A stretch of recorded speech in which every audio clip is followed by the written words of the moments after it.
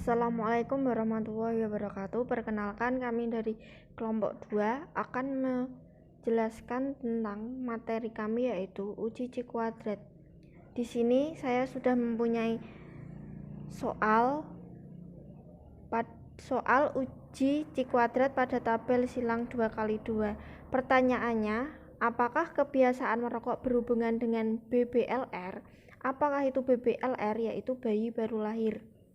Di sini sudah saya contohkan tabel merokok, bayi baru lahir, tidak merokok, dan yang merokok, total semua orang ibu yang merokok. Yang pertama, langkah 1 menentukan hipotesis statistik, yaitu hipotesis 0 atau H0.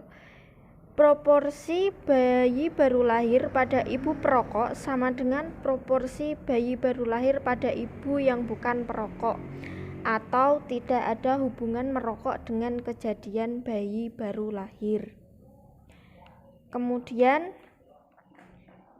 yang kedua, hipotesis alternatif atau HA, yaitu proporsi bayi baru lahir pada ibu perokok berbeda proporsi bayi baru lahir pada ibu yang bukan perokok, atau ada hubungan merokok dengan kejadian bayi baru lahir. Langkah kedua yaitu perhitungan uji statistik, yaitu rumusnya yaitu X kuadrat sama dengan sigma 0 min E kuadrat per E. 0 yaitu nilai observasi, E adalah nilai ekspektasi. Metodenya yaitu hitung nilai atau frekuensi ekspektasi dari masing-masing sel. Yang kedua, lengkapi tabel perhitungan untuk memperoleh X kuadrat atau hitung. Jadi, untuk menghitung semua ini, kita harus mempunyai tabel terlebih dahulu. Yang kedua, menghitung nilai atau frekuensi ekspektasi masing-masing sel. E sama dengan marginal baris kali marginal kolom per N. 130 kali 115 per 189, ketemunya yaitu 79 per 10. Gunakan rumus di atas untuk langkah selanjutnya sampai ke bawah. 59 kali 115 per 189, ketemunya yaitu 35,90. Kemudian 130 kali 74 per 189, ketemunya 50,90. Untuk 59 kali 74 per 189 yaitu 23,10.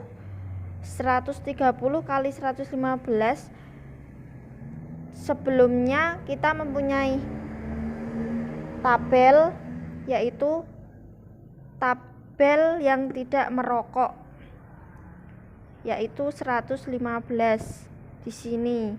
Kemudian totalnya di sini dibagi 189.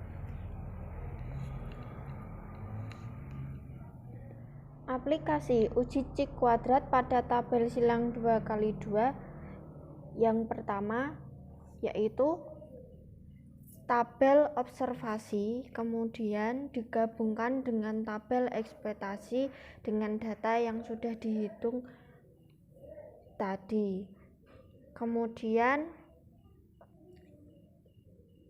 tabel perhitungan, O yaitu observasi dan E adalah ekspektasi. Observasi yang data yang sudah di atas ini dimasukkan ke dalam ini, yaitu 86, 29, 44, dan 30. Kemudian ekspektasinya diurutkan dari sini ke kanan, dari kiri ke kanan, yaitu 86 ekspektasinya 79,10, 29 ekspektasinya yaitu 35,90, dan seterusnya sampai bawah.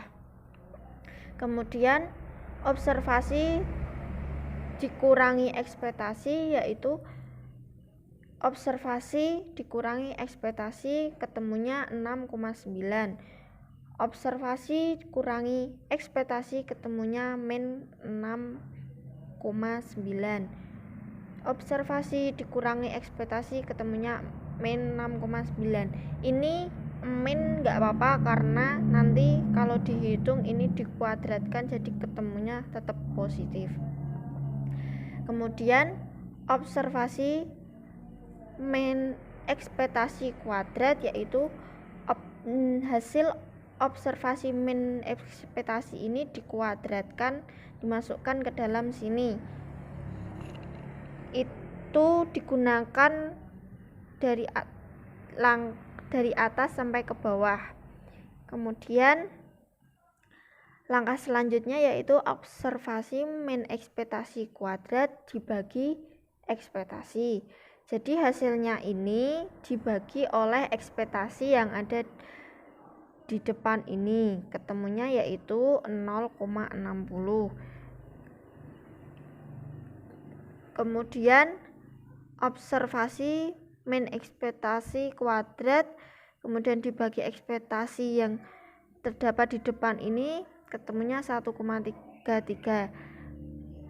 Langkah itu digunakan dalam di bawahnya juga. Kemudian kalau sudah ketemu semua dijumlahkan, ketemunya C kuadrat hitung X kuadrat sama dengan 4,92.